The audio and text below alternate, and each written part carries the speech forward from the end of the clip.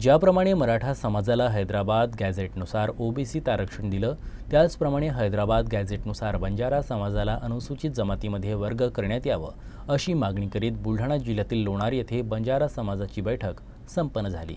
आज आमच्या या लोणार येथे 11 तारखेला जे आम्ही एक तातडीची बैठक घेतली, जे आमच्या बंजारा समाजाला एसटी नुसार हैदराबाद गॅझेटनुसार जे एसटीचं आरक्षण मिळावं यासाठी आम्ही आता प्रत्येक तालुका स्तरावर आम्ही आता बैठक घेत आहोत।